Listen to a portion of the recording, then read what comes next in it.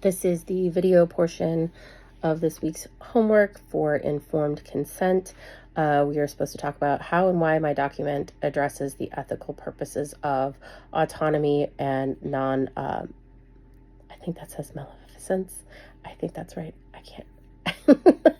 But for autonomy, in all extensive purposes, especially like coming from a clinical side, I definitely want to talk about like not violating HIPAA laws unless it is authorized by the patient's consent, which is down at the bottom. Because Alex has his parents paying for this, there is a section where he can have a patient sign off, and he is saying that it is okay to release that information. So you can see it like the name, phone number, and relationship.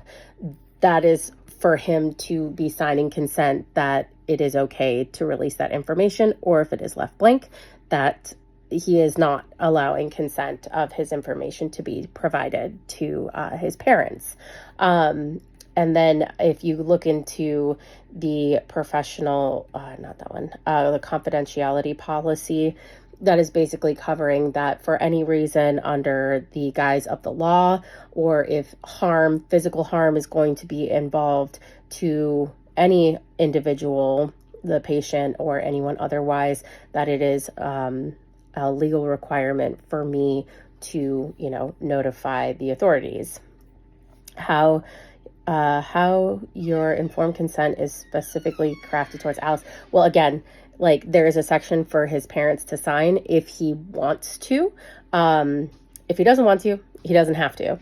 And why this conversation is more important than the document itself. How would you ensure Alex feels heard and respected during this critical first step? So basically, any professional therapist should be going over all the consent and legal forms with their patients before they even start providing services, just to make sure that there is no questions or confusion about the documentation and what we as therapists are legally required to do in the event of an emergency, health crisis, legal crisis, those types of things. It should be, there shouldn't be any gray area. It should be this section is very black and white.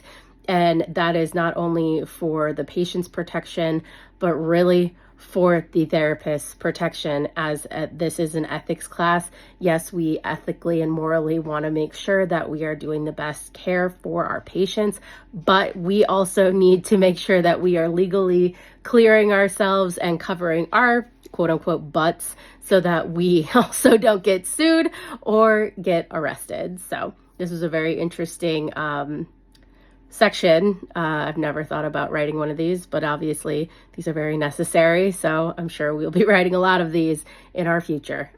Thank you.